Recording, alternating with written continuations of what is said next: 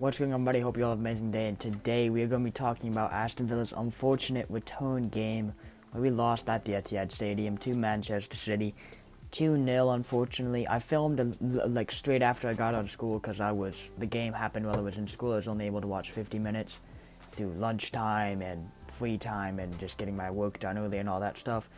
But from what I saw in the second half, mainly we were definitely on top for large portions of it. When they scored their goals, they were mainly off counterattacks, and I'll get on to the officiating later.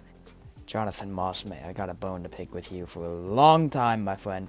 But I've got those clips that I filmed right after school when I was walking out to my car. But first of all, you can barely hear anything because I was walking through the bus lane, and second of all, it's not that great footage because I was focusing on trying to not get hit by a car, and also I was just venting, to be honest. There wasn't any good points, so I wanted to just give my opinions in a more composed and easier to understand manner today. But I hope you all have an amazing day, and today we're going to be reviewing the Manchester City game, of course, like I said. It's just an unfortunate game, really.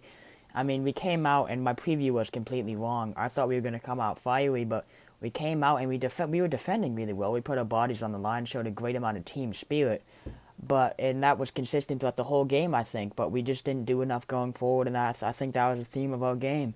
Ross Barkley didn't have the greatest of games. Jack Grealish was good, to be fair. He made some great dribbles.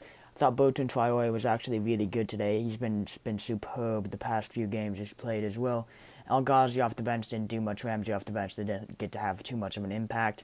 Watkins ran hard up top, but again, didn't manage to contribute too much going forward. Had that cross in, but Diaz got a lucky stop on when El Ghazi almost scored to open the scoring when it was still 0-0.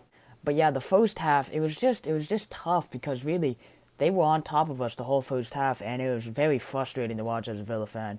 Normally, this season, we've been a fluid attacking side, and we tried to do that today, but we just couldn't get much going forward. But it's great to see that we're still putting our bodies on the line at the back and really focusing on defending well, and we did that against probably the best team in the league right now, and that's the 9th win in a row in all competitions. It's crazy. They were doing very well. Full credit to Manchester City. They were brilliant, as they seem to always have been recently. But then we go into halftime 0-0, pretty lucky for it to be 0, due to our heroic defending. And then in the 69th minute, Jonathan Moss.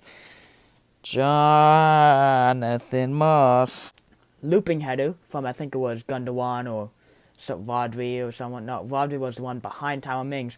And Rodri is coming from about 30 yards offside. And Mings chests it down. Rodri is not in the onside position when Mings controls that ball. Runs straight behind him through the back of him. It's not a foul, but he goes to the back of him and wins the ball. How was that not even being checked by VAR? They didn't even go to the monitor. They didn't even pop it up on screen. It was just like, oh, that's a goal. No, the referee didn't show it. VAR is so inconsistent. It's unbelievable. And we were robbed, to be fair. We completely robbed of that goal. And then the penalty, it can go either way for me. Matty Cash's hand, he was just diving for it, and his hand's kind of like this. But it does nick him in the hand, so that's 50-50 for me. But you also got to remember, if he doesn't allow that goal, the game's completely different. Who knows if that penalty ever comes about? It could have come about, but it also could not have come about. We'll never know, because ultimately what happened. And then Dino getting sent off, I honestly don't care, to be honest. Kind of proud of him, to be honest, to stand up to that smug referee, John Moss. How was that a goal, man? Oh my... I'm struggling here. Alright, I'm just going to get the negatives out of the way right now, and I'm going to talk about the positives later, because there is plenty of positives to take from this game. I'd like to be optimistic when it comes to Villa, and there's plenty of positives to take. We've just been hit with a COVID outbreak. We've only been able to train 3 days before this. We have players that aren't fully fit because they just got back from COVID, and we're missing players due to COVID-19 still. And we're playing the best team in the league at the moment at their home stadium, and I think we made a good account of ourselves, to be honest. We did some heroic defending, but I'm going to get sidetracked here. I'm going to talk about the positives later. Right now, we have to talk about a big negative, which is the poor performance from John McGinn. Something we're not used to seeing from him, but today just wasn't his day. He was making some mistakes that are not McGinn-like. He's trying to hit shots that are going about 40 yards wide. He's trying to hit passes that are supposed to go this way, and they're going this way. I don't know how that's physically possible, but it just wasn't his day. And also, he gets a yellow card, no fault of his own. He's already in the movement of trying to kick that ball away. So if you want to give Douglas Luiz a yellow for the foul, fine with that. It's probably could be a yellow card, fair enough. But John Moss, to book John McGinn for delay a game when he kicked the ball away about 0.25 seconds after you blew your whistle is quite ludicrous, to be honest. Again, another poor, incompetent officiating decision from John Moss. It was just a poor performance from the referee, I think, today. And I'm probably going to be biased because, look at the jersey I'm wearing right now, right? Diehard Aston Villa fan here, so if I'm being biased, sorry about that. But there's just no way that's a yellow card for John McGinn in that situation for me. But that does mean, unfortunately, he will miss Newcastle Saturday. And I think if he would have been for that game, he would have done great, bounced back, and showed us again how much of a quality player he is. But he's going to have to rest on his laurels on the back of a bad game and a stupid yellow card. And he's just going to go next week, but I think he's going to do phenomenal. He's a great player, John McGinn. So I think we'll see the Super Scott back in action next week, and hopefully he'll be back to his best. But now we can talk about some of the positives, and I've touched on this already in this video, but the heroic defending. Players putting their bodies on the line. The likes of Ezri Konsa and Tyrone Mings had great games. I actually think Tyrone Mings was absolutely immense today, besides the fact that he had the error. I didn't see him getting shouts from his players, though, that there was a man on his back. Those players should be telling them they were just looking for offside. Even with, you got to know that there are crazy decisions nowadays in terms of VAR, all these referees doing crazy things you've never even heard of, things, toes being offsides, fingernails all being offsides, all this kind of stuff. You got to know to just tell the players that there's a man on his back, because you just never know with this officiating system. And to be honest, I don't know if they did, but looking back at the replay, I didn't see any of the mouse moving. So if they did, I don't know, because again, I wasn't in the ground. But they've got to be telling him that there's a man on his back there, and he's got to get off the ball a little bit quicker there. But Ezri Konsa and Tyrone Mings were immense today. I thought Matt Target and Matty Cash were absolutely brilliant as well in our defensive half. They struggled off with too much going forward because we sat back a little bit more. We tried to absorb a little bit more pressure. But it was the theme of our game. We didn't create too much going forward, which is quite disappointing, to be honest, and very frustrating, because we definitely could have got something from this game. But Matt Target's injury, I really do hope it's not that bad. I have confidence in Neil Taylor. I have confidence in every single Villa player. But he is a little bit slow. He got a little bit caught out when he came on and Silva scored. And you got to remember the fact that as soon as he came on, they did score 2 goals. Unfortunately, of course, for him, that kind of ruins his reputation a little bit. I don't actually think it was too bad when he came on. He did what he had to do. He did get spun a little bit by Bernardo Silva for the goal, but I'm just trying to talk about that Bernardo Silva goal at least as possible at the moment, because it's just such a poor goal to concede. So many controversial points in that goal, it's unbelievable. But another player that I take great pride in today is Emiliano Martinez. He was absolutely superb today against Manchester City. He made some top-class saves and kept us in the game for a very long time. To be honest, we could have gone into halftime 2-3-0 down, but our goalkeeper single-handedly kept us in the game, which is what you need, and why Emiliano Martinez is such a top-class goalkeeper and one of the best goalkeepers in the Premier League. Better than Bolton Leno. I don't know why Arsenal sold him, but we're reaping the benefits, so I don't care, to be honest.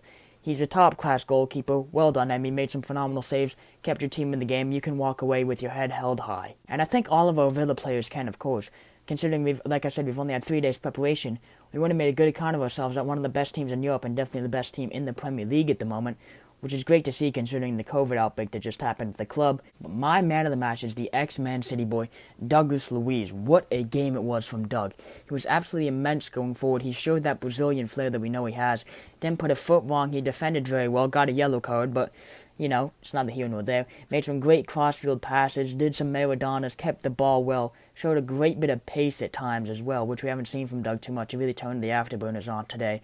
And I thought he was absolutely brilliant. My man of the match, Douglas Luiz. He was absolutely superb against his former club and showed a real spirit in the heart of the midfield, considering he is going up against his former club. Even though Pep Guardiola did have belief in him, they did let him go, and he wanted to prove a point, and I think he did a very good job of that. He proved a point to Pep Guardiola and to Manchester City today, showing that flair, showing that class, and showing discipline. He makes fouls when he needs to. Of course, he's a tactical fouler. But he also controlled the ball very well. He dictated the tempo of the game around a half. Like I said, made some great crossfield passes as well, and showcased a great bit of dribbling ability, and even had a few shots at goal that were quite decent as well. We know he's got a great strike with the ball. His free kick on the edge of the box was a little bit questionable, went straight into the wall. But, it's hey-ho. But it was a great game from Douglas Luiz. But overall, I think we walk away from this one positive, but also we take it with a pinch of salt, because we really could have got something from this game. We could say all we want about the referee. He was absolutely disgraceful today, made some terrible decisions. The McGinn yellow card, the Bernardo Silva goal, All of that, terrible decisions from John Moss.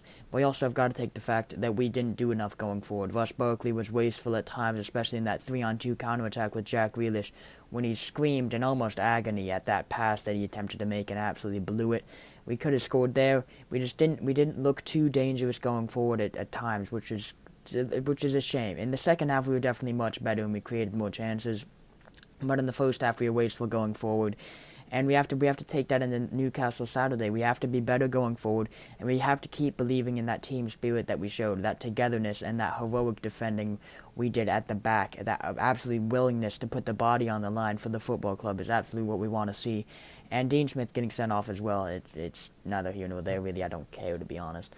But McGinn Saturday. I'm definitely going to be doing a match preview and all that. Who's going to slot in for him? But make sure you subscribe and like the video if you have enjoyed it. Thank you guys so much for watching. It was a good game, and I think we could take some positives. But like I said, I think we take it with a pinch of salt. But yeah, thank you guys so much for watching. Subscribe and like and share with your friends if you enjoyed. And I'll see you guys next time. Peace up the Villa.